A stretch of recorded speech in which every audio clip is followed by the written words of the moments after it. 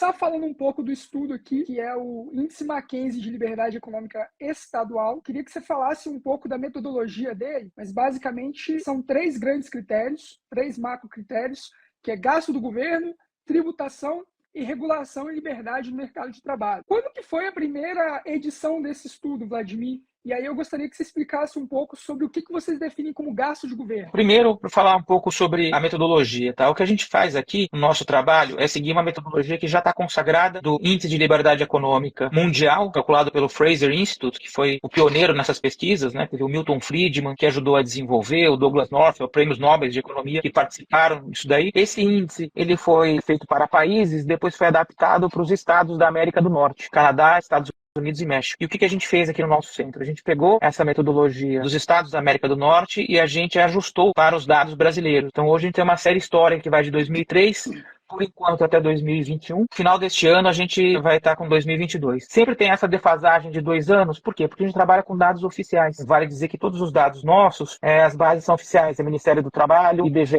o Siconf, são os diários oficiais dos estados, ou seja, não tem nada inventado. Tá? Isso é uma coisa importante para destacar do nosso índice. Por favor, professor, pode explicar aí a metodologia, o que vocês consideram como gasto de governo? A gente pega todas as despesas realizadas pelo governo, que não são despesas de investimento, e a gente avalia para todos os municípios que estão nos estados e para o governo estadual. Então a gente soma isso daí. Não é só do governo estadual o gasto é de todos os municípios. Com o quê? Com o custeio da máquina, que a gente fala que é o consumo do governo, com transferências entre as esferas de governo e com os regimes próprios de previdência e pensão. São essas 3 naturezas de gasto que a gente avalia. Então, para todos os municípios, mais o governo do estado de cada unidade da federação. Agora, o outro critério eu acredito que seja quase que autoexplicativo, mas mesmo assim eu vou pedir para o senhor explicar, Vladimir, que é a tributação. Tem um dado, já tem um tempinho desse dado que foi levantado pela FEComércio e pelo Instituto Ipsos, mas que 1/4 dos brasileiros não sabem que pagam impostos. Simplesmente não tem noção que a gente paga tributação quando consome alguma coisa ou contrata algum tipo de serviço. Nesse sentido, eu queria que você explicasse um pouco o que entra nesse índice de tributação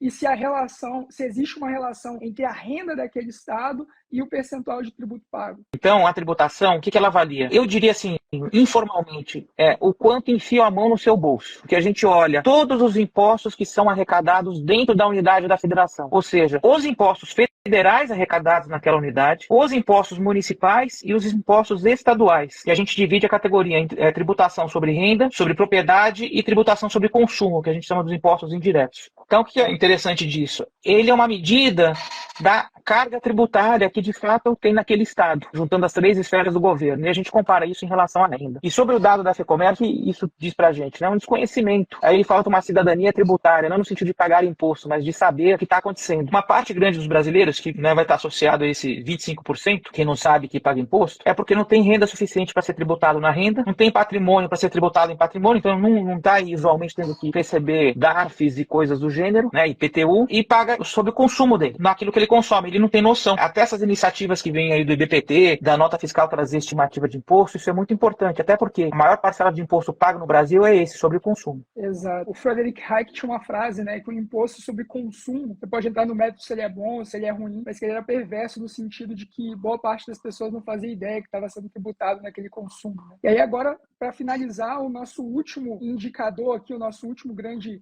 macro pilar para fazer essa avaliação é a regulação e a liberdade no mercado de trabalho. A gente olha para a interferência que o governo faz no mercado de trabalho dos estados. Então, a primeira delas é a legislação de salário mínimo. A maior parte dos estados brasileiros segue a legislação federal, que já é uma interferência, e ela pode ser incompatível com a renda per capita estadual, que acontece na maior parte dos casos. E alguns estados estabeleceram seus pisos próprios, seus salários mínimos próprios, como aqui em São Paulo, por exemplo. Existem 3 faixas, no Rio são 7 faixas. Só que você estabelece isso, é bacana, né, de estabelecer, porque parece que você está sendo, digamos, preocupado com a população, mas muitas vezes o nível de salário mínimo é incompatível com a renda per capita. Vale dizer que a economia daquele estado não comporta. Então você joga as pessoas para a informalidade. Então a gente olha, então, essa relação, primeiro, do salário mínimo em relação à renda do estado, inclusive aquelas legislações próprias de salário mínimo. A gente olha o peso que o funcionalismo tem em relação ao total de empregados, que isso diz pra gente se o mercado de trabalho ele tem mais abertura para iniciativa privada, para oportunidade atividades no setor privado, ou se está, né, congestionado só com o setor público. E, por fim, a gente olha para a densidade sindical, ou seja, a densidade dos sindicalizados, entendendo que o sindicato protege quem está dentro e cria barreira para quem está fora, justamente. Então, levando a economia para a informalidade do mercado de trabalho. Então, esses são os 3 elementos que a gente olha na regulação do mercado de trabalho.